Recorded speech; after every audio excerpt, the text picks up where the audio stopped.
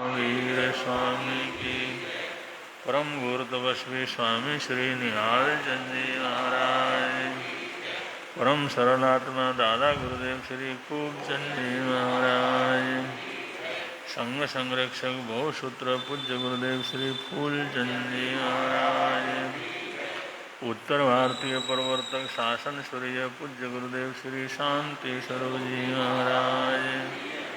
श्रवण संघीय सलाहकार भीष्म पितामह पूज्य गुरुदेव श्री सुमति प्रकाश जी महाराज की जय।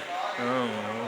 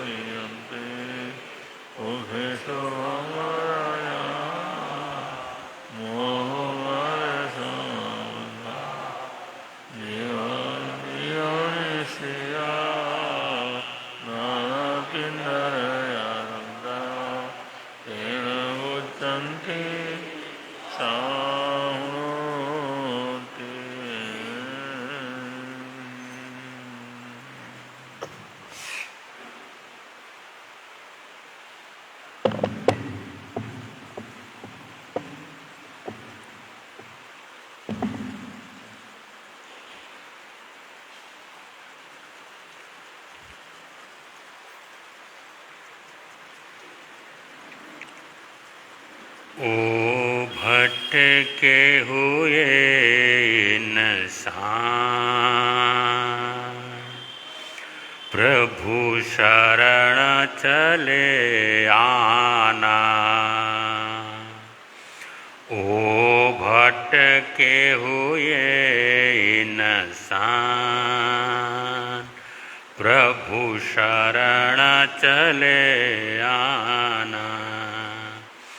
हो जाए सफल जीवन घबराए क्यों दीवाना। हो जाए सफल जीवन घबराए क्यों दीवाना। भटके हुए इंसान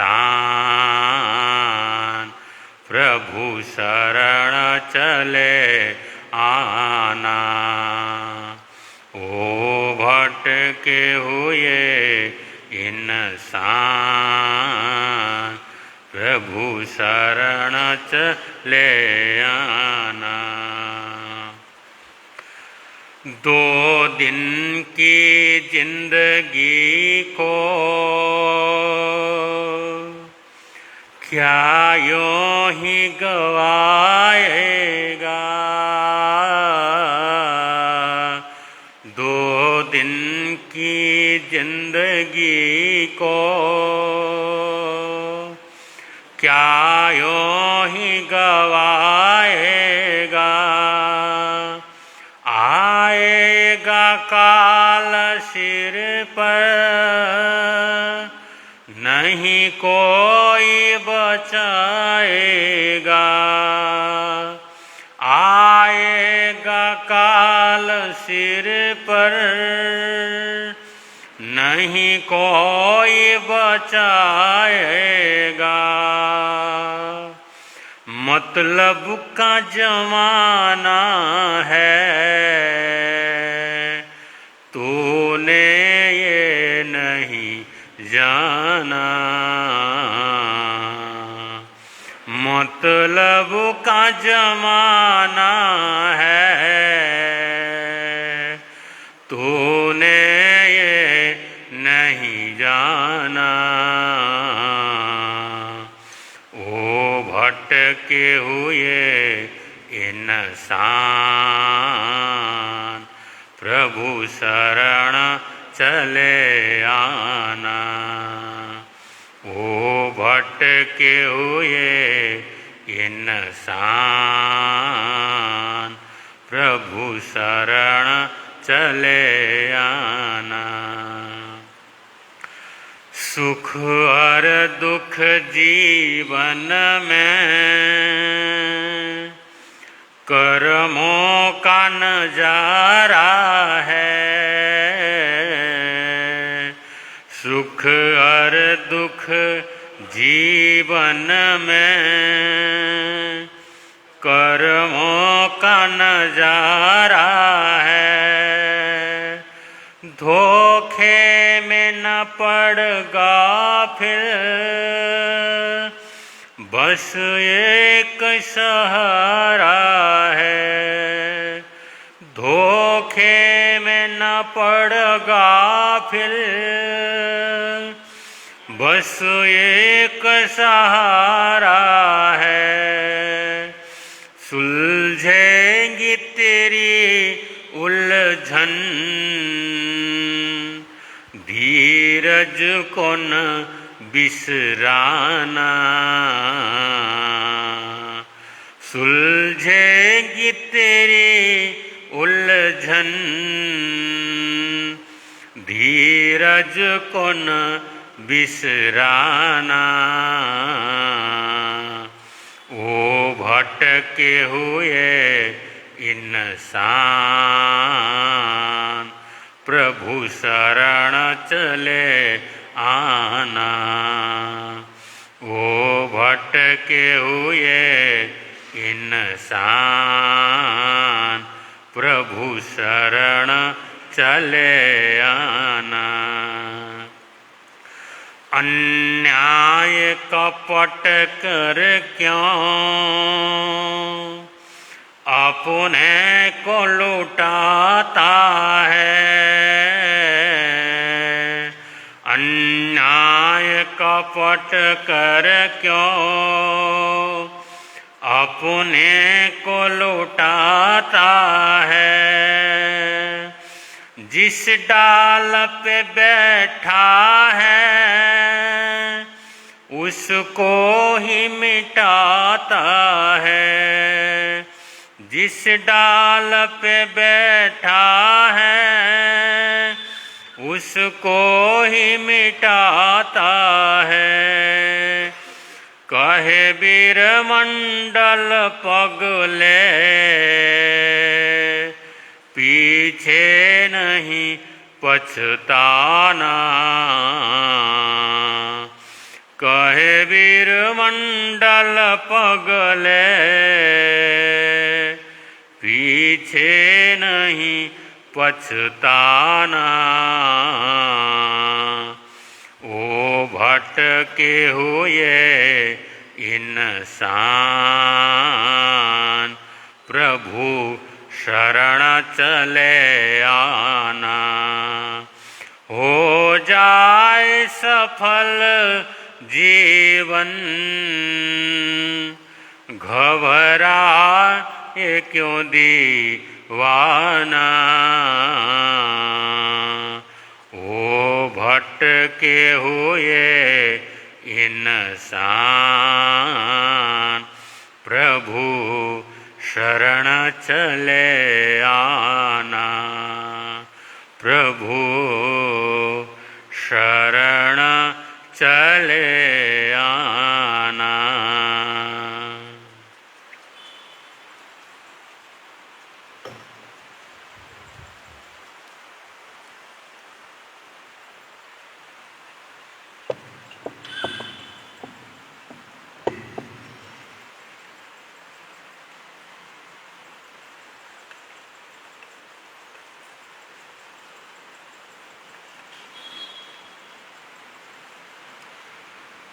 धम्मो मंगलमुखेथा अहिंसा संयमो तवो देवादितं नमं सन्ति जसा धम्मे संयमनो। दुनिया के चराचर जीवों पर कर्मों ने जाल बिछाया है। क्या साधु गृहस्थ क्या बाल वृद्ध बस कोई न बचने। अति शुभ कर्मों के आने से संतों का समागम मिलता है। जिन वाणी श्रवण करने से दुख जन्म मरण का मिटता है। दुख जन्म मरण का मिटता है समय नदी की धार की जिसमें सब बह जाया करते हैं। है समय बड़ा तूफान प्रबल पर्वत झुक जाया करते हैं। अक्सर दुनिया के लोग समय में चक्कर खाया लेकिन कुछ ऐसे होते जो इतिहास बनाया करते हैं। इतिहास बनाया। अनंत अनंतोपकारी त्रैलोक्यनाथ शासन के महाप्राण श्रमण भगवान महावीर स्वामी को स्मरण करते हुए आचार्य भगवान एवं आराध्य गुरुदेव के चरणों में वंदना। मंचासीन नेपाल हिंद गौरव वाचनाचार्य उपाध्याय प्रवर डॉक्टर श्री विशाल मुनि जी महाराज साहब के चरणों में कोटिश वंदन। आदरणीय मुनिराज, प्रिय श्रोताजन, चातुर्मास कल्प के उपलक्ष्य में वितरागवाणी हम सब लोग श्रवण कर रहे हैं। इसी श्रृंखला को आगे बढ़ाते हुए हम कुछ विचार आपके समक्ष रखेंगे। उससे पूर्व हम सब लोग रल मिल करके गाएंगे। भगवन तेरी आराधना, भगवन तेरी आराधना, मेरी जिंदगी की शान हो। मुझे यही वरदान, मुझे यही वरदान दो। मेरे आत्मा बलवान हो। भगवन तेरी आराधना,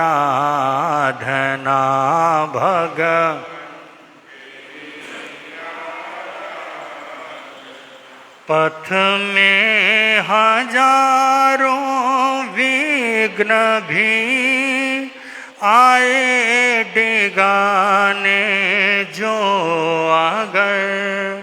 पथ में हजारों विघ्न भी आए डेगाने जो अगर चाहे सामने शैतान हो, चाहे सामने शैतान हो, मेरे प्राण भी कुर्बान हो भगवन तेरी आराधना, भगवन तेरी आराधना।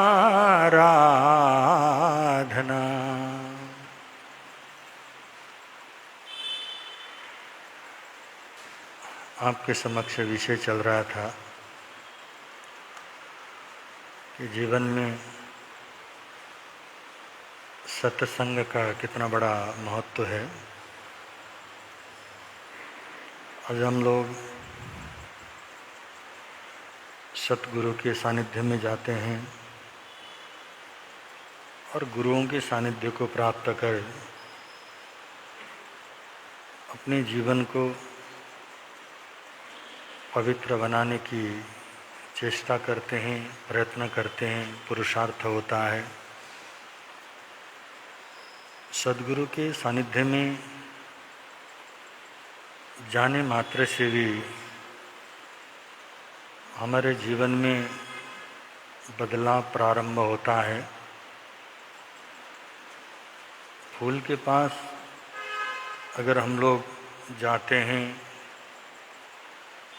तो फूल का अपना स्वभाव होता है, जो भी उसके पास आए, उसके करीब में और उसके सानिध्य में आए, उसको वो सुगंध से भर देता है। हमारे जीवन में अगर संतों का सानिध्य हो और गुरुओं का आशीर्वाद हो तो निश्चित रूप में सन्मार्ग हमारे लिए सहज और सरल हो जाता है। क्योंकि गुरुओं के सानिध्य में ऐसे ऐसे महान चमत्कार घटित होते हैं जिसकी हमने कभी कल्पना भी नहीं की थी। ऐसा जीवन में कभी कभी चमत्कार हो जाता है, बशर्ते कि हमारे भीतर में वो श्रद्धा हो, गुरुओं के प्रति आस्था और विश्वास हो। तो हमारे आस्था और हमारा विश्वास हमें गुरु के सानिध्य से परमात्मा तक ले जाने का सहयोगी और साथी बनता है। एक पारस पत्थर होता है, पारस पत्थर लोहे को स्पर्श कर लेता है तो लोहा सोना बन जाता है। ये उसकी महिमा है, उसका प्रभाव है। कहा है पारस और संत में बड़ो अंतर जान, वो लोहे को सोना करे वो करे आप समान।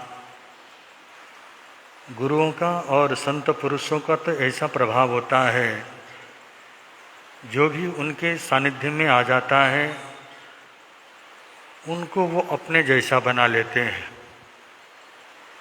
पारस पत्थर में लोहे को सोना बनाने की शक्ति है, क्षमता है, परंतु पारस पत्थर में वो शक्ति नहीं कि वो दूसरा पारस पत्थर बनवा सके। वो अपने समीप में आने वाला, उसका स्पर्श करने वाले को सोना तो जरूर बना देता है, पर पारस पत्थर बनाने की शक्ति और कला उसमें नहीं होती। परंतु संत पुरुष में वो शक्ति होती है। जो भी उनके सानिध्य में आता है, जो भी उनको स्पर्श कर लेता है, वो तो अपने जैसा ही बना देते हैं। तो इसलिए जीवन में हमारे जो 3 पड़ाव होते हैं, बाल्यकाल, जवानी और वृद्धावस्था। बाल्यकाल में माँ का सानिध्य आवश्यक होता है, क्योंकि बाल्यकाल में हमारा शरीर चंचल होता है। तो बाल्यकाल में जिसको माँ का आशीर्वाद मिला, माँ का सानिध्य तो मिलता ही है, उस माँ के आशीर्वाद और सानिध्य से हमारा बचपना बाल्यकाल सुधर जाता है और जवानी में महात्माओं का आशीर्वाद आवश्यक होता है। बाल्यकाल में माँ, जवानी में महात्मा और बुढ़ापे में परमात्मा की आवश्यकता होती है।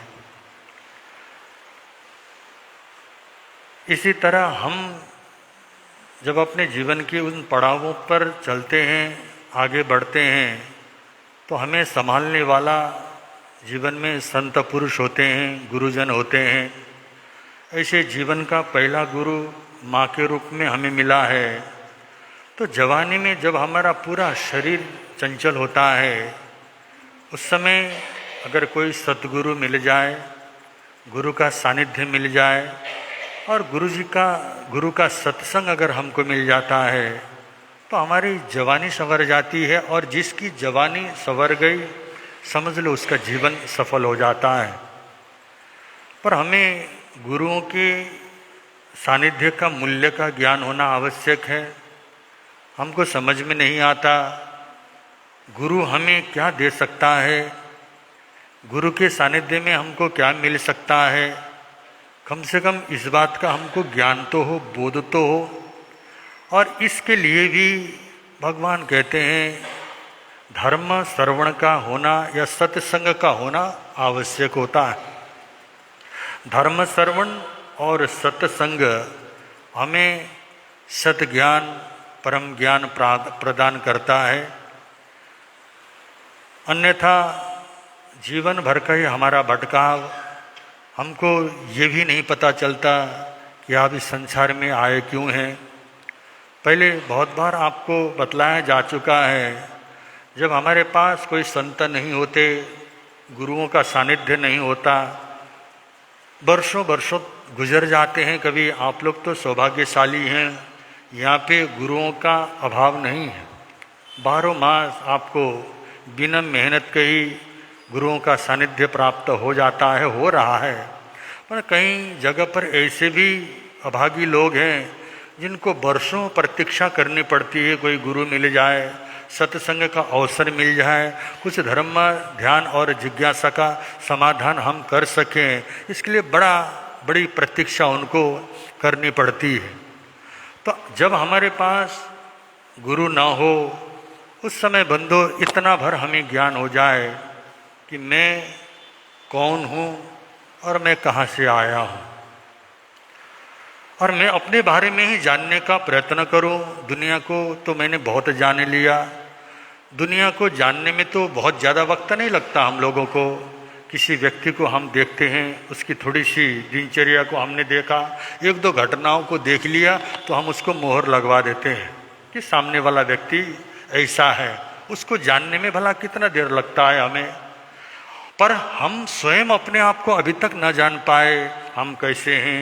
आज हम दुखी हैं तो ये दुख का कारण क्या है, सारा जीवन बंदो किस तरह से हमने व्यतीत किया है, इस बारे में हमको ज्ञान नहीं होता, पता नहीं होता। और कहीं भी हम लोग नकारात्मक चीज़ को तो बड़े आराम से स्वीकार कर लेते हैं, परंतु सकारात्मक को स्वीकार करना इतना सहज नहीं है, इतना आसान नहीं है। उदाहरण के लिए अगर यहाँ पर कोई एक व्यक्ति आ जाए और व्यक्ति आकर के प्रवचन में संतों की प्रशंसा करने लगे, गुरुओं की प्रशंसा करने लगे और इतनी ज़बरदस्त प्रशंसा उसने कर दी, आपको उस पर विश्वास होगा नहीं कि ऐसा भी क्या हो सकता है क्या। आज तक तो हमने कोई ऐसा साधु देखा नहीं है और हमने ऐसा कभी देखा नहीं, और ये आप सोचते हैं कि यार हमारे मन में भाव आता है ऐसा कहा तो जरूर है, और हो सकता है कि साधुओं का कोई चमचा होगा। प्रशंसा जो कर रहा है साधुओं का कोई अपना चमचा होगा, इसलिए साधु क्या कर रहे हैं, प्रवचन में अपनी प्रशंसा करवा रहे हैं। आखिर अच्छे होने का प्रमाण क्या है, हम लोग प्रमाण खोजने की कोशिश करते हैं। अगर वही व्यक्ति अगर आपको जाकर के ये कह दे तुम जिस साधु की पूजा करते हो, जिनको तुम अपनी आराध्य मानते हो, उन साधु को मैं बहुत अच्छी तरह से जानता हूँ, उनको मैंने बड़े नज़दीक से देखा है और उनका जीवन कैसा है, अगर तुम चाहो तो मैं क्या कर दूं, बतला दो। अगर आपको वो कहें, थोड़ी सी संतों की बुराई कर दे, कितनी जल्दी हम लोग उस बात पर विश्वास कर लेते हैं। हमेशा हम जो अच्छी चीज़ है, अच्छी चीज़ पर तो हमको प्रमाण की आवश्यकता होती है, परंतु बुरी चीज़ को स्वीकार करने के लिए हमें किसी प्रकार की प्रमाण की जरूरत नहीं होती है। अगर ऐसी बात अगर हमारे मन में आती है तो आप समझ लेना कि मेरे भीतर में अभी कमजोरी बहुत सारी है और मेरे अंदर अभी सकारात्मकता अभी जन्मी नहीं है। बंदो, बुरी चीज को तो मैं बिना प्रमाण के ही स्वीकार जब कर सकता हूँ, अच्छी चीज पर भी मुझे क्या होना चाहिए, विश्वास हो जाना चाहिए। तो इतना आसान नहीं है। तो भगवान कहते हैं सम्यक्त्व का जो गुण है जीवन में, सम्यक्त्व का मतलब सामने वाले व्यक्ति में बुराई नहीं है, ऐसी बात नहीं है, परंतु मैं सिर्फ अच्छा ही क्या करने लगा हूँ, देखने लगाओ। मेरी दृष्टि अच्छी हो गई है, मेरी नज़र अगर अच्छी हो गई तो अच्छी नज़र अच्छी चीज़ को ही देखने लगता है और बुरी नज़र हमेशा बुरी ही चीज़ देखने लगेगा। बंदो, हम तो कोशिश यही करते हैं सारा संसार क्या हो जाए, बदल जाए। सारे संसार को बदलने की हम चेष्टा करते हैं। सारे संसार को बदलने का तो बंधु बड़े बड़े अवतार पुरुष आए, तीर्थंकर अवतार पुरुष ने भी कोशिश की, परंतु सारे संसार को न बदल पाए। परंतु उन हमारे महापुरुषों ने बंधु संसार को बदलने की चेष्टा नहीं की, क्योंकि उनको पता था स्वयं को बदला जा सकता है, औरों को बदलना इतना आसान। बंदो, आप लोग का जो फेवरेट रंग है, उस फेवरेट रंग को देखने के लिए आपके पास कौन सा ऐसा उपाय है कि उसी रंग को मैं क्या करूं, चारों तरफ उसी तरह का रंग मुझे दिखाई दे? ये संभव है ही नहीं। संसार में कोई क्या है अपने जैसा रंग, जो मनपसंद रंग ऐसा निर्माण कर नहीं सकता। परंतु इतना तो जरूर हो सकता है, हम अपने चश्मे का रंग है बंधु, वो रंग उसी तरह का बनाया जा सकता है। इसलिए स्वीकार कर लो, सब कुछ सबको मिलता नहीं है, सब कुछ सबको नहीं मिलता, परंतु कुछ भी न मिला हो ऐसा भी तो कोई नहीं है। जब सब कुछ सबको नहीं मिल रहा है और कुछ भी न मिला हो ऐसा भी दुनिया में कोई व्यक्ति नहीं हो, तो बंदो किसी में एक गुण है तो किसी में एक दोष हो सकता है। पर हमारी दृष्टि क्या है, हमारी दृष्टि सिर्फ शुभ ही देखनी शुरू कर दे, तब हमारी दृष्टि क्या हो जाती है, शुभ हो जाती है, पवित्र हो जाती है। और ये सारा का सारा हम लोग सत्संग से प्राप्त कर सकते हैं। परंतु हमारी सबसे बड़ी कमजोरी है, हम क्या करते, तुलना करते हैं औरों के साथ। वैसे तुलना करने की हमारी इतनी जबरदस्त आदत है, ये अच्छा है और ये बुरा है, हर जगह पर हमने तुलना करना शुरू कर दिया है। और बंदो, तुलना, और कभी कभी अपने साथ हम क्या करते हैं, किसी की तुलना करते हैं। जब व्यक्ति अपने साथ किसी की तुलना करने लगता है तो ये जरूर समझ लेना उसने अपना ही अपमान करना क्या कर दिया, प्रारंभ कर दिया। किसी के साथ किसी की तुलना नहीं होती है कि बंदो, भगवान महावीर ने तो इतनी बड़ी स्वतंत्रता इस मनुष्य जाति के लिए दी,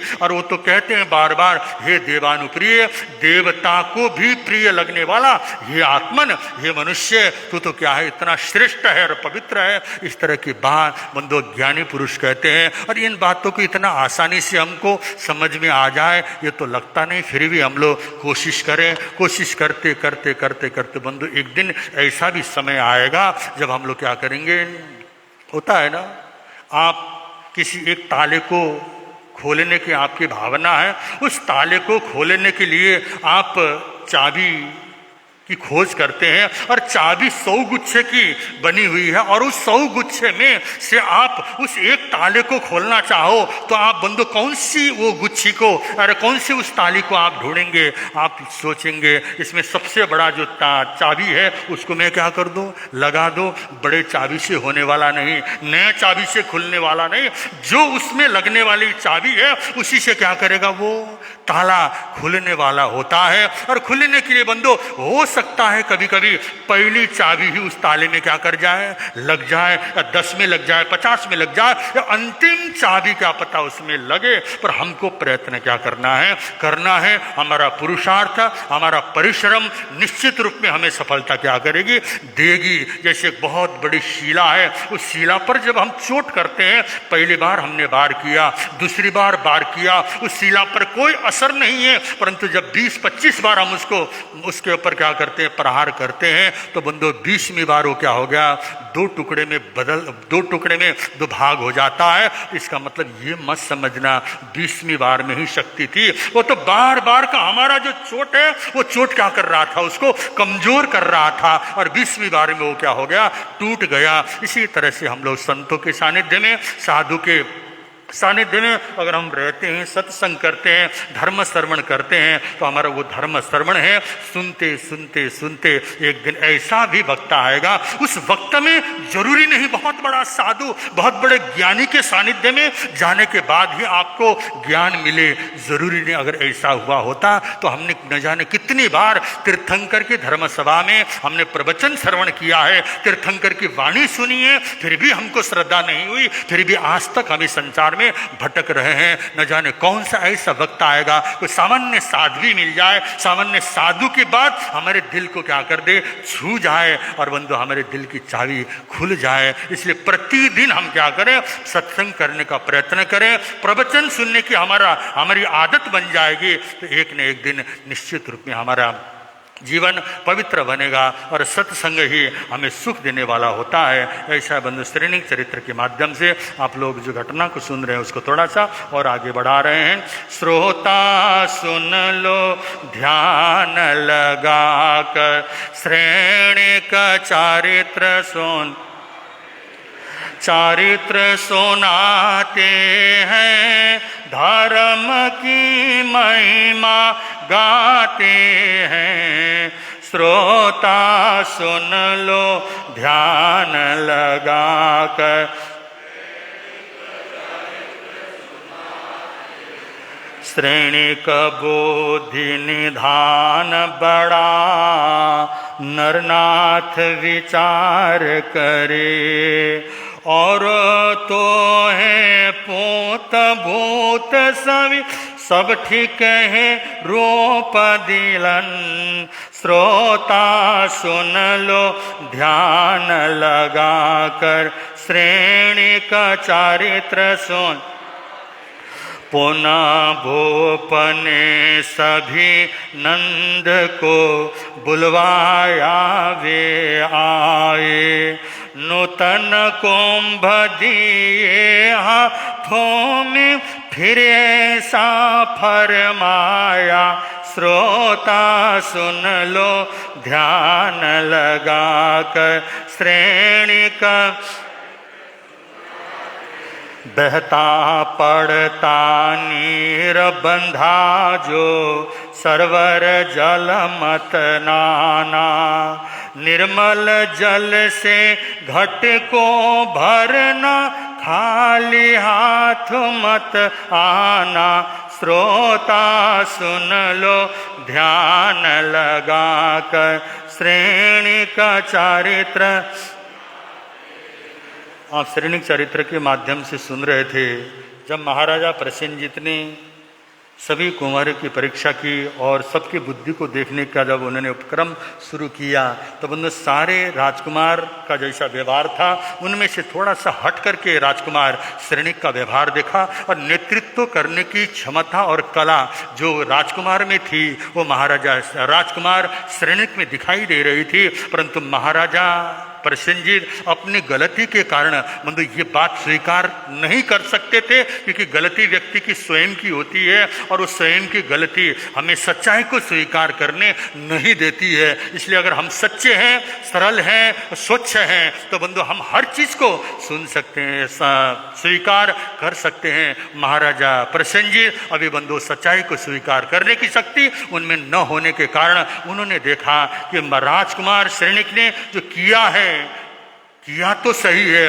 उन्होंने अंदर से भले ही उसकी प्रशंसा की, परंतु मुंह से एक शब्द राजकुमार श्रेणी की प्रशंसा में उनके निकले नहीं हैं। तो उन्होंने तो फिर दूसरी परीक्षा करने के लिए महाराजा प्रसेनजीत ने सभी राजकुमारों को बुलवाया और राजकुमार को बुलवा करके सभी राजकुमार को एक एक मटका दे दिया, सबको एक एक घड़ा देने के बाद उन्होंने कहा तुम ऐसे पानी को लेके आना और वो पानी ऐसा हो न तो बहता हुआ हो और न ऊपर से आसमान से पड़ता हुआ हो, न तालाब में रुका हुआ पानी हो। तो बंधु इस तरह का पानी न बहता हुआ भी ना होना चाहिए और आसमान से पड़ता हुआ पानी भी नहीं हो, और सरोवर के रूप में रुका हुआ पानी भी, जमीन पे रुकने वाले जल को भी तुमने नहीं लाना है, और इस तरह के जल को तुम ढूंढ करके लेके आओ। जब मतलब इस तरह का जल ढूंढने का सभी राजकुमारों ने प्रयत्न किया तो सारे राजकुमारों ने सोचा आखिर जल दूसरा होता कहाँ है, न तो वो बहता हुआ है, न ठहरा हुआ है,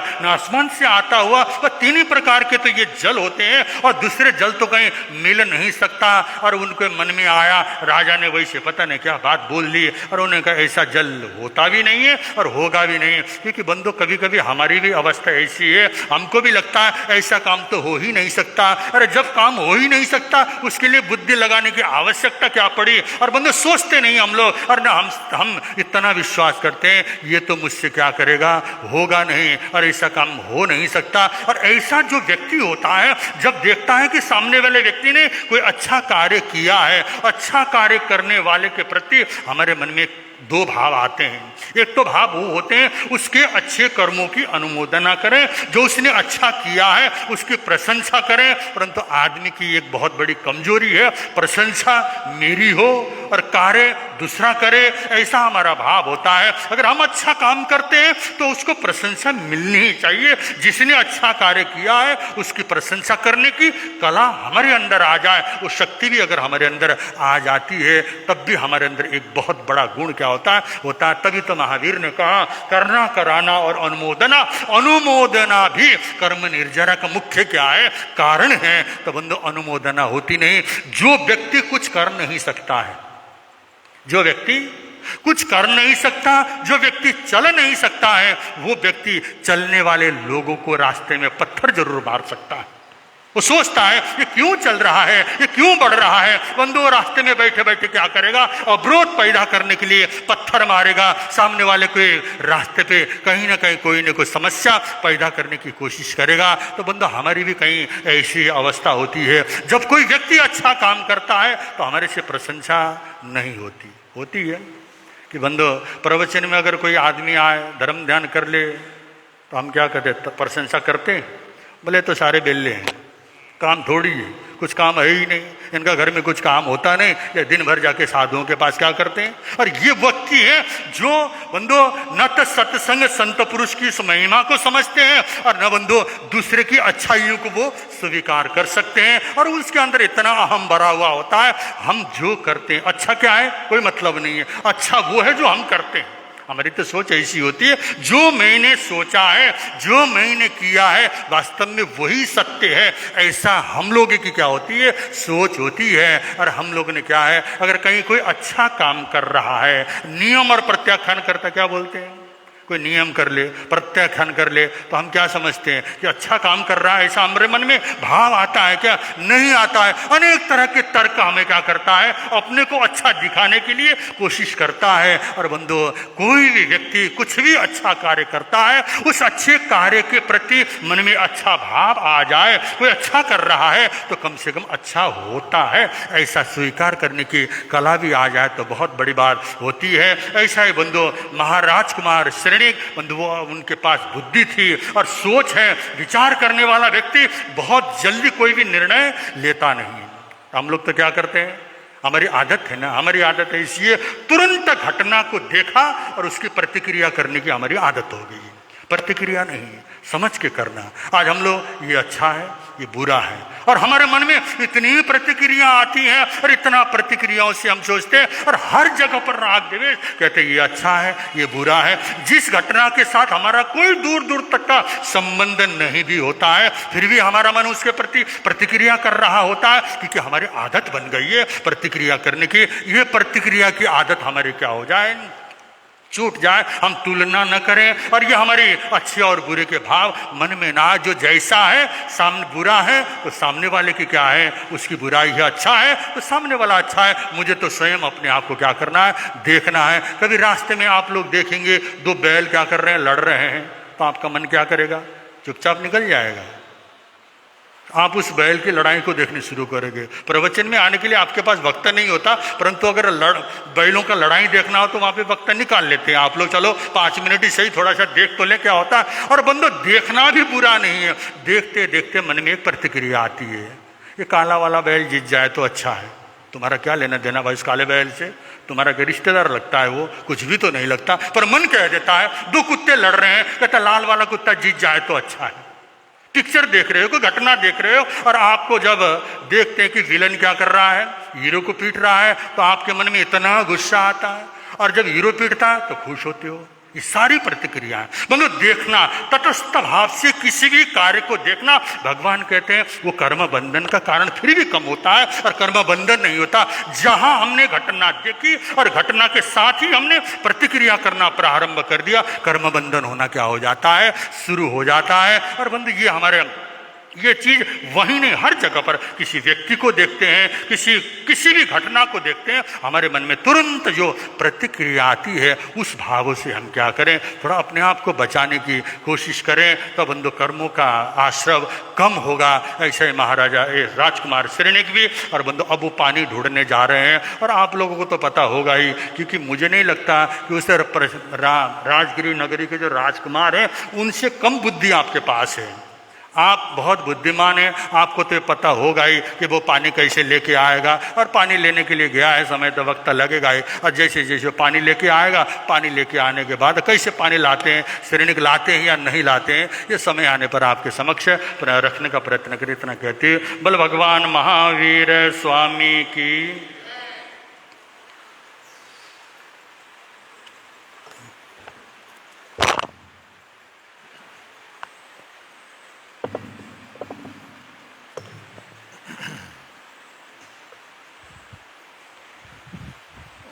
हरिहन्तु महादेवो यावज्जीवं सुषाहुणो गुरुणो जीर्णपुन्नतं तत्तं ईयसम्मतं मयि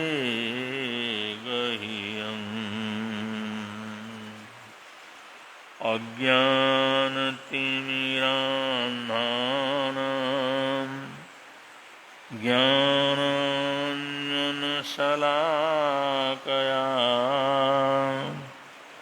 चक्षुरुन्मीलितं येन तस्मै श्रीगुरवे नमः।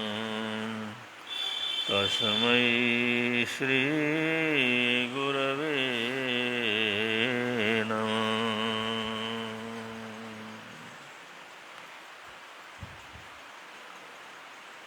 तपाचार का वर्णन चल रहा है। तपाचार के संबंध में वीतराग वाणी ये कहती है, तवो ही तेषाम अधिको विशेषो।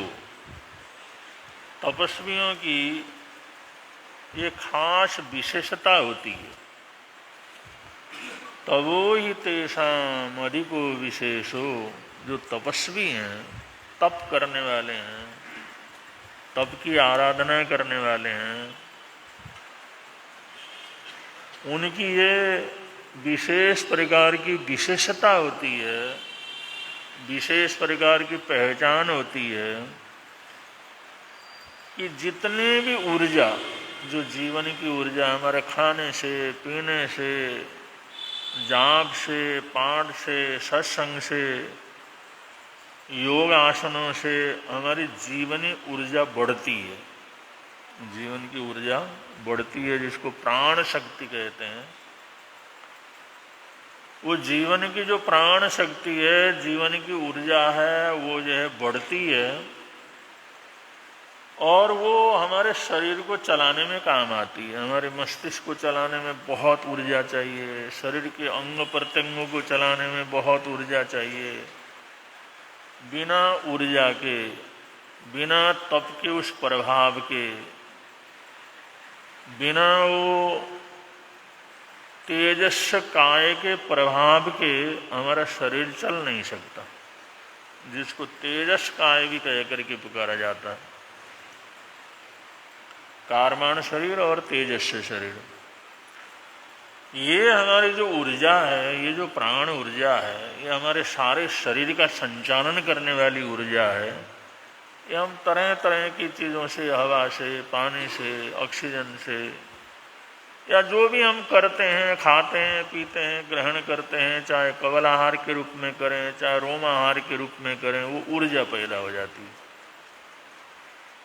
और विशेष रूप से जो ज़्यादा ऊर्जा पैदा होती है, तो जो तपस्वियों की ये विशेषता होती है, वो अधिक ऊर्जा से, जो अधिक ऊर्जा हमारे जीवन के अंदर पैदा हुई है, उस ऊर्जा से अपने आंतरिक चक्रों को खोलने का प्रयत्न करते हैं।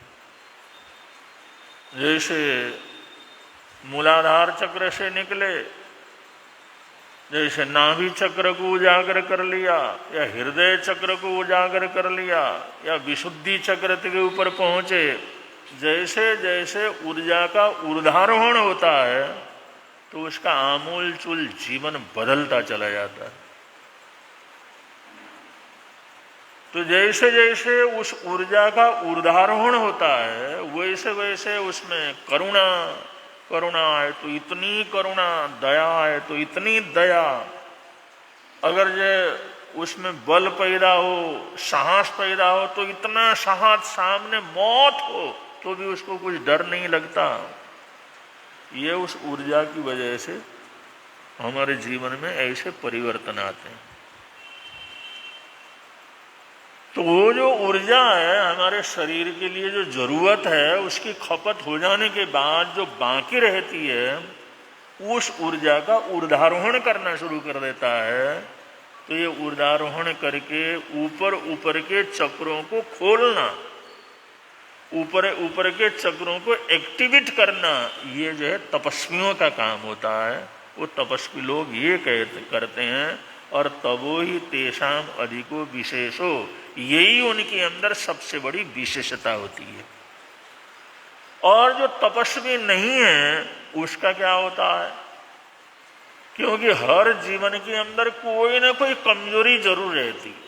हर इंसान के जीवन में कोई ना कोई ऐसी कमजोरी रहती है, वो जो बची हुई ऊर्जा है उस कमजोरी के माध्यम से व्यय हो जाती है।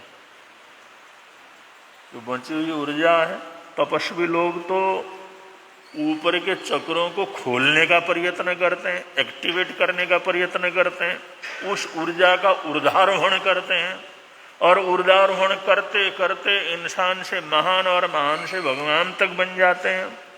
और जो तपस्वी नहीं है, जिनमें तप करते नहीं है, वो अपने जीवन की जो कमजोरी हो उस कमजोरी को ही पुष्ट करने में लगा देते हैं। उसी के अंदर उनकी ऊर्जा लग जाती है और उसी के अंदर उसकी ऊर्जा समाप्त हो जाती है, खत्म हो जाती है। जीवन का निर्माण बिना तपस्या के कोई कर नहीं सकता।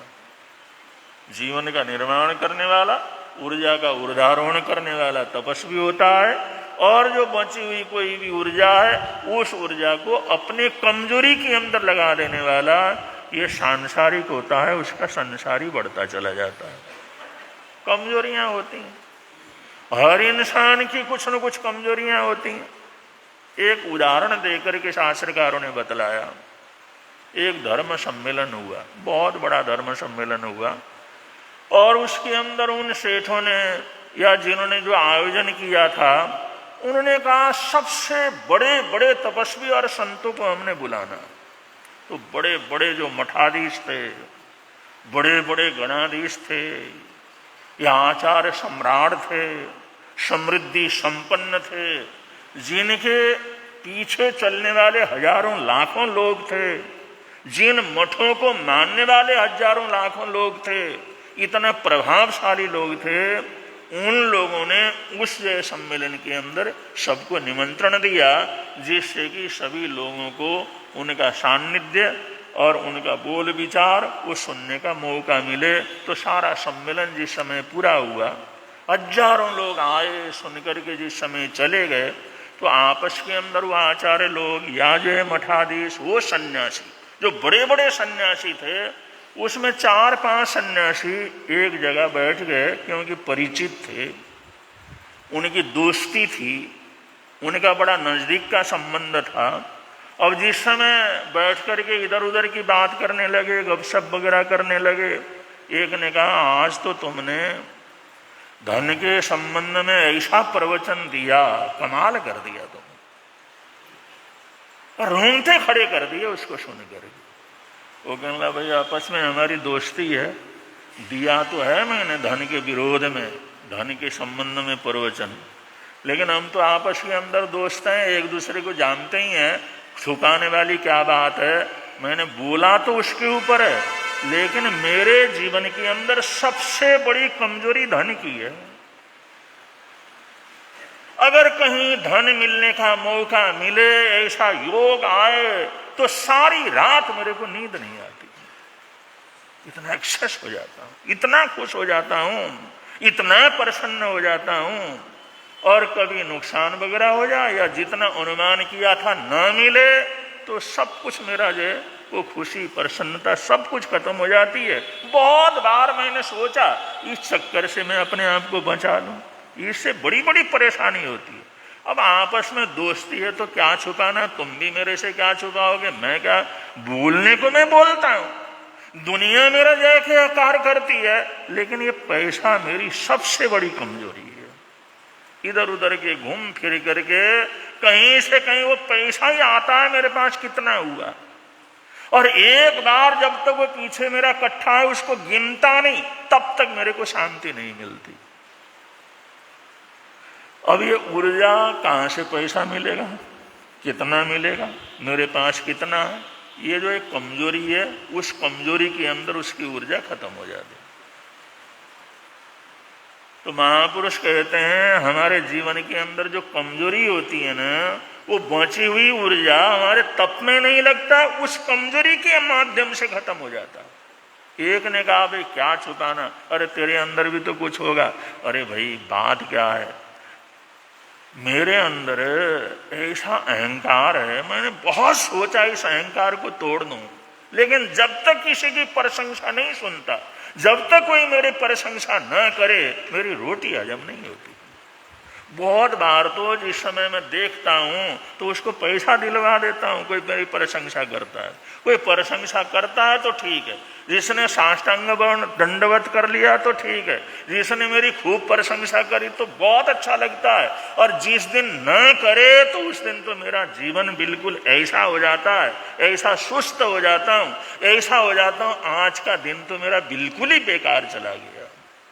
ये मेरे अंदर ये अहंकार जो है ना, मैं ये हूँ, कोई मेरे को बुद्धिमान समझे, विद्वान समझे, प्रवचनकार समझे, बड़ा भारी जो है धर्म प्रचारक समझे, कुछ भी हो, कोई प्रशंसा ना करे तो मेरे को शांति क्या करती मिलती नहीं। और मैं जो कुछ भी करता हूँ वो प्रशंसा को रख करके करता हूँ, जहां पर मेरी प्रशंसा होगी। अब ये भी एक कमजोरी है। और वो जो बची हुई ऊर्जा है, जो जीवन को ऊपर उठाने वाली ऊर्जा है, उस कमजोरी के अंदर आदमी लगा देता है। ये कहने लगा भाई मैं क्या बताऊं, उन्होंने कहा बताओ, दोस्ती में कौन सी बात है। वो कहता है मेरी कमजोरी ये है, काम वासना है कि मैंने लाख कोशिश करी, लेकिन मेरी मन की जो काम वासना कभी टूटती नहीं है। कहीं ना कहीं से उस चक्कर के अंदर बहुत मन के अंदर परेशानी होती है। वो काम वासना को कितने बार मैंने तोड़ने की कोशिश की, लेकिन बतलाओ मेरे को वो चीज टूटती नहीं है। अब महात्मा थे, बड़े बड़े थे, सारी जिंदगी उन्होंने बहुत कुछ पाया था, उनको मानने वाले बहुत थे, उन मठों के अंदर जाने वाले बहुत थे, लेकिन वो आपस के अंदर दोस्ती की वजह से इतने खुले हुए थे, वो अपनी कमजोरी बतलाते हैं, मेरे अंदर ये कमजोरी है। और शास्त्रकार तो कहते हैं दुनिया के अंदर हर इंसान के पास कुछ न कुछ कमजोरी रहती है, और उस कमजोरी को पार करना ही ये तपस्या का लक्ष्य है। अगर हमने कमजोरी को न तोड़ सके तो समझ लो हमारी तपस्या का कोई मूल्य नहीं है। कि हम समझे अपनी कमजोरी क्या है और उस कमजोरी को तोड़ सके, उस ऊर्जा के द्वारा उस कमजोरी को पार कर सकें, वो सबसे बड़ी तपस्या होती है। अगर बहुत कुछ करने के बाद भी हमारी कमजोरी टूटी नहीं है तो हम लोग तपस्वी की कोटि के अंदर नहीं आ सकते। तपस्या का जो फल मिलना चाहिए वो फल मेरे को नहीं मिल सकता। एक उठ करके चलने लगा, अरे तुम भी बता रहे, अरे उठ करके कैसे जा रहा, अरे तेरे अंदर भी तो कुछ न होगा, अरे बस मेरे को जाने दो बस। अरे भाई कम से कम बता तो दे तेरे अंदर क्या है। हमने बताया दोस्ती की बात, देखो भाई मेरे अंदर कमजोरी है, जब तक किसी की सिगरेट को सुनता हूं ना, 1000 जगह न बोलो तब तक मेरे को शांति नहीं मिलती। अब तो पता लगा, अब तो घर घर जा करके बताऊं, अरे अरे ऐसी बात थोड़ी है, अरे तैने पहले क्यों नहीं बताया, पहले क्यों नहीं कहा, अरे पहले जब पता लगा ना मेरे को ऐसी ऐसी चीज है, अब तो इतनी ऊर्जा पैदा हो गई है, गांव के एक एक आदमी को जा करके न बताऊं तब तक मेरे को शांति नहीं मिलेगी। ये निंदा करना, चुगली करना, अफवाह फैलाना, ये मेरी सबसे बड़ी कमजोरी है। भाई अब तो मैं यहां पर रुक नहीं सकता। बंधुओं, उस धर्म ध्यान का क्या फल हुआ? वो कहता किसी की कमजोरी का पता लग जाए तो उसकी निंदा करने में इतना रस आता है, उसकी खोटी पीटने में इतना आनंद आता है, उसका अफवाह बनाने में इतना आनंद आता है, और बात का बतंगड़ बनाने में मेरे को इतना आनंद आता है। अब तो मैं जगह जगह जाकर के यही सब करूंगा। तो बंधुओं, ये कमजोरियों को तोड़ना आसान काम नहीं, ये कमजोरियों से पार करना आसान काम नहीं। तो शास्त्रकार कहते हैं वीतराग साधना के अंदर ये कहा जाता है, प्रभु परमात्मा ये कहते हैं हमारी तपस्या का मतलब ये है कि हम उन कमजोरियों को पार कर जाएं। एक सन्यासी अपने शिष्य के साथ चले जा रहे थे, गुरु शिष्य चले जा रहे थे, एक गांव से दूसरे गांव में चले जा रहे थे। जाते जाते बीच में एक नदी आ गई, एक नदी आ गई, और नदी के अंदर बाढ़, और कभी भी बरसात हो या न हो, कहीं ऊपर कहीं बरसात होती है तो नदी में बाढ़ आ जाती। जैसे ऊपर बरसात हुई, अपना दिल्ली डूबने को जा रही है, वहां पर बाढ़ का इतना बड़ा खतरा। अब जिस समय वो जंगल से पार कर रहे थे, करते करते जिस समय नदी के किनारे पहुंचे, उन सन्यासियों ने देखा एक लड़की, नौजवान लड़की वहां पर बैठ कर रो रही है। उसने हाथ जोड़ कर कहा, महात्मा जी मेरे को ये नदी पार करा दो, कि मैं अकेली हूं, जंगल के अंदर हूं, ये जंगल मैंने पार करना है, आगे जाकर के मेरा घर है, कहीं रात हो गया तो मुश्किल हो जाएगा, ये पार नहीं कर सक रही हूं, मेरे को पार करा दो, किसी तरह से मेरे को पार करा दो। वो जो सन्यासी थे, गुरुजी थे, सन्यासी थे, उन्होंने जो है उसी समय जो है इधर पानी को देखा, नदी के बहाव को देखा, उस लड़की को एकदम उठाया, अपने कंधे पर लिया, और कंधे पर लेकर के उसने वो नदी, और चेला भी साथ साथ के अंदर, वो हो गया, उसने नदी पार करके उस लड़की को छोड़ दिया और आगे क्या कर गए, चल पड़े, आगे चले गए। सन्यासी ने लड़की को पार करा दी। परेशान थी, तकलीफ में थी, रो रही थी, उसको अपनी जान का खतरा लग रहा था, भाई यहाँ पर जंगल के अंदर अकेली हूं, इतना पानी पार नहीं कर सकती। अब उसने उठाया, कंधे के ऊपर ले जा करके पानी पार करके उसको छोड़ दिया। उन्होंने कहा जा बेटा अपने घर चली जा। और जिस समय आगे गांव के अंदर चले गए, गुरुजी ने चेले को कहा भाई कुछ भिक्षा वगैरह ले आ। उसका तो दिमाग खराब हो रहा था, उन्होंने कहा मेरे को भूख नहीं। वो खुद चले गए, वो भोजन वगैरह ले आए, उन्होंने कहा खा तो ले, उन्होंने कहा नहीं अपने को भूख नहीं, अपना दिमाग खराब है। अब शाम हुआ और कुछ चाय पानी वगैरह कर देता हूँ इंतजाम, ले ले, नहीं, वो शाम को भी संध्या बंदन नहीं किया। सारी रात परेशान, इतना दुखी, और इतना दुखी हो गया, इतना परेशान हो गया, इतना पागलपन से उसका हो गया। गुरु कहने लगे हुआ क्या तेरे को, कोई बेचैनी, कोई दर्द है, कोई तकलीफ है? उन्होंने कहा हुआ क्या है पूछते हो, सारा ही तो सत्यानाश किया। धर्म को डुबा दिया तुमने, अब कहते हो क्या हुआ है? हुआ क्या? अरे आप सन्यासी और आप इतनी बातें करते हैं, इसी बात हमारे को बतलाते हैं। उस नौजवान लड़की को तुमने कंधे में उठा लिया,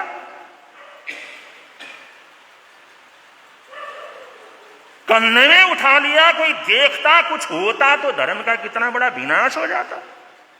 आपको जरा सा भी लज्जा नहीं आई एक सन्यासी होकर के किसी लड़की को कंधे में बैठा करके ले जाने में? उसने सारी भड़ास। वो गुरु ने कहा, अरे बेवकूफ, मैंने तो थोड़ी देर के लिए उसको उठाया अपने कंधे में, क्योंकि वो बेचारी मजबूर थी, और वो पार करके मैंने वो छोड़ दिया। मेरे को तो याद भी नहीं कुछ रहा उसमें, मैंने किसी को उठाया या किसी को छुआ, किसी को कंधे में ले जा करके छोड़ दिया। और तू उस समय के लेकर के अब तक उसी को ढोया ढोया फिर रहा है। उस समय से लेकर के अब तक तेरे दिमाग में, तेरे होश में, तेरे चित्त में, तेरी बुद्धि में वही लड़की पूरी तरह से भरी हुई है, वही सब कुछ भरा हुआ है। अरे मैंने तो जो एक सहयोग करना था कर दिया, छोड़ दिया, मेरे को तो याद भी नहीं रहा, और तू उसी को लेकर के घूम रहा। अब तक सारा दिन बीत गया, इतने आए, सब कुछ हुआ, अभी तेरे को इतनी परेशानी तकलीफ है कि बेटा ये परेशानियों को इस तरह से अगर ये लेकर के चलता रहेगा ना तो कभी जिंदगी के अंदर सफल नहीं हो सकता। उन्होंने उनको समझाया। तो बंधु, ये कमजोरियां, कोई चीज हो गई, आदमी उसी को लेकर के फिरता रहता, उसी में अटका रहता है। चाहे कोई दुश्मनी हो, किसी ने अपमान कर दिया, किसी ने कोई शब्द बोल दिए, किसी ने कोई उल्टा काम कर दिया, या कोई आकर्षण का काम किया, और उसी में राग और द्वेष की वो जो स्मृतियां जो होती हैं, राग और द्वेष के संबंधित जो घटना होती है, वो एक घटना घटी तो सारी जिंदगी उस घटना को ढोए ढोए फिरता है। ये कमजोरियां होती हैं।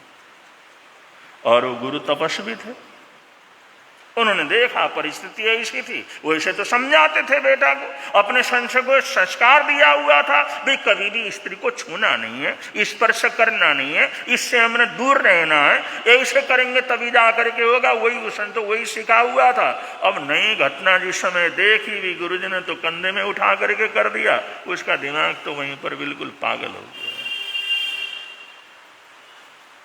गुरु ने तो कहा, अरे मैंने उस लड़की को तो देखा भी नहीं अच्छी तरह से, मेरे को तो याद भी नहीं मैंने उसको छुआ है। अरे परेशान थी, उठा करके पार कर दिया, और तू उसी चीज को ढोए ढोए फिर रहा, और सारी जिंदगी ढोता रहेगा इस चीज को।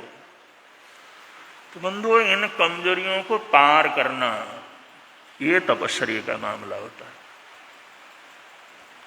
अगर उसी से लड़ते रहे, वहीं पर टीके रहे, चाहे राग का हो, चाहे द्वेष का हो, चाहे दुश्मनी का हो, चाहे मित्रता का हो, चाहे अपनेपन का हो, चाहे परायेपन का हो, अगर वहां पर अगर रुक गए, वहीं पर रुक गए और वहीं पर टिक गए, आगे हमारी यात्रा नहीं हुई, तो फिर उसी के अंदर सारी जिंदगी, क्या जन्मों जन्म उसके अंदर बीत जाते हैं।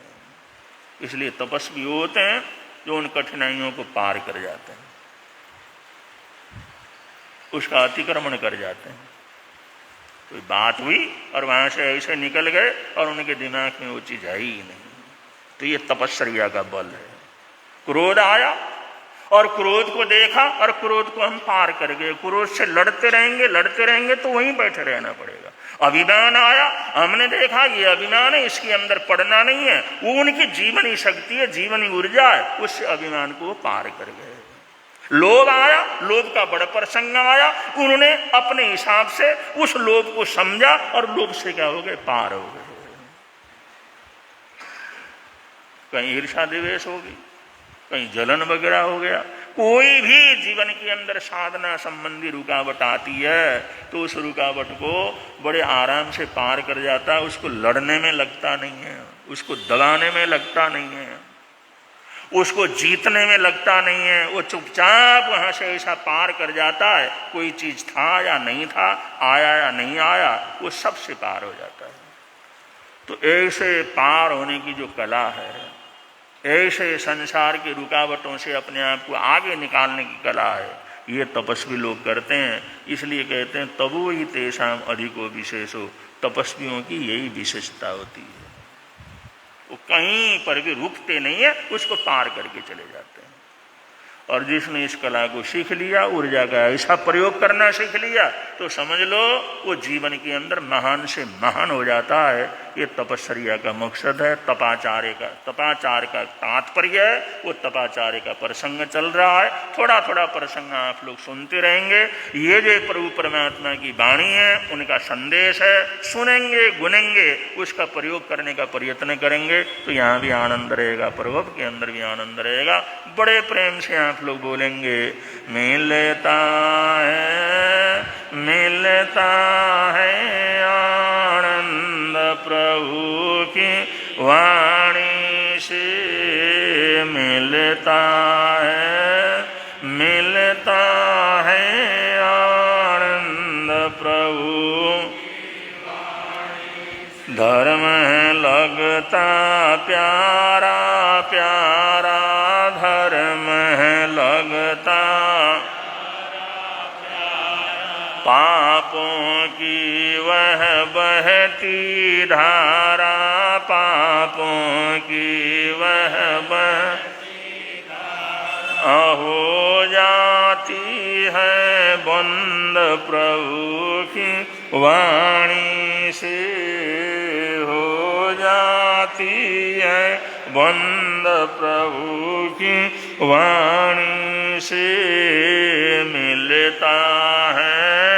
मिलता है आनंद प्रभु, प्रवर्तक शांति गुरुवर प्यारे, प्रवर्तक शांति गुरु, जीवन नैया के रखवारे, जीवन नैया के जोड़ गए संबंध प्रभु की वाणी से, जोड़ गए संबंध प्रभु की वाणी से, मिलता है आनंद प्रभु। चातुर्मास कल्प चल रहा है और जाप बहुत अच्छा चल रहा है। 17 घंटे का जाप, जिनकी बारी निकली है वो बारी वाले तो ध्यान रखते ही हैं, और काफ़ी ऐसी बहनें और माताएं हैं, कोई भी जाप हो रोज़ पंच परमेश्वर दरबार में आने का प्रयत्न करते हैं, और शाम को और रात को जिस समय उसको पूरा करना होता है 10 बजे तक, यहाँ पर काफ़ी बड़ी संख्या में श्रावक लोग एकत्रित होते हैं। और 9 बजे के बाद तो जाप में बैठने की जगह भी रहती नहीं है। 8 साढ़े 8 बजे आना जाना पूरा शुरू हो जाता है, और समापन के समय तो पूरा कमरा और बाहर तक लोग बैठे रहते हैं। तो आप लोग बड़े प्रेम से, बड़ी सद्भावना से ये जाप के कार्यक्रम को आगे बढ़ा रहे हैं। ये गुरु महाराज का प्रसाद है, और उन्होंने शुरू से ही जाप के अंदर हमारे को डाला है, और आप लोग समय निकाल करके आते हैं। जरूर समय निकालिए, पंच परमेश्वर दरबार के अंदर पहुंचने का प्रयत्न कीजिए, और अपने परिवार के अंदर भी सबको प्रेरणा दीजिए, भाई एक बार 10 मिनट 15 मिनट 1 घंटा कुछ भी हो, जाप में जरूर तुम लोगों को पहुंचना चाहिए। पंच परमेश्वरी दरबार के अंदर जाएंगे, जाप करेंगे तो सब प्रकार की सुख शांति रहेगी, सब प्रकार का आनंद मंगल रहेगा। जो कार्यक्रम चल रहे हैं और आगे होने वाले हैं, उनमें तहरील से आप लोगों ने सबने भाग लेना है। आज का अगर किसी भी भाई बहन का आज का एकासना वियासना हो, तो एकासना वियासने का प्रत्याख्यान आज के एकासने व्यासने का बचपन तस्वंते पड़िकवनंदम बोसरे बोसरे बोसरे। आज का जो आयमिल है, आज सोनिया जी जैन 60 भी, उनका आज 56 भी, उनका आज आयमिल है। आयमिल की तपस्या आज के आयमिल का बचपन बोसरे बोसरे बोसरे। तपस्या करने वालों को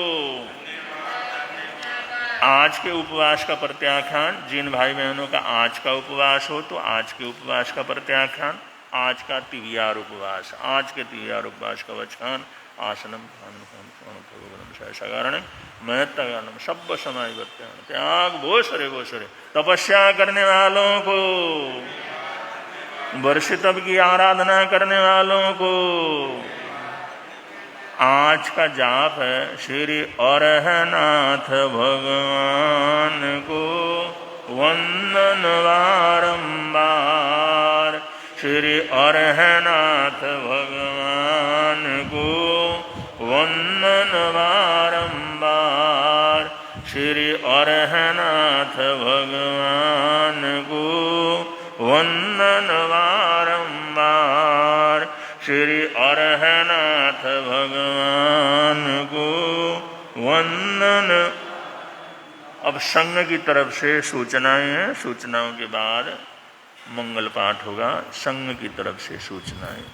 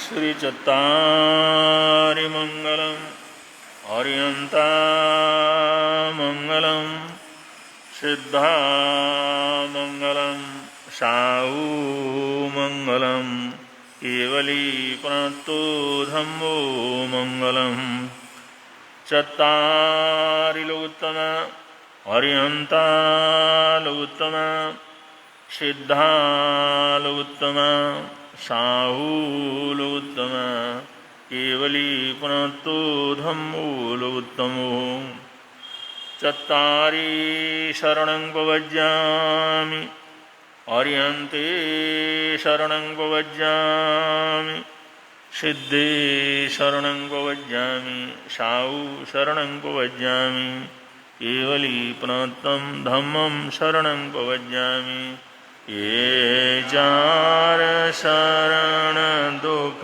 हरण जगत में और न शरण कोई होगा जो भव प्राणी करे आराम उसका अजर अमर पद होगा सदा इमं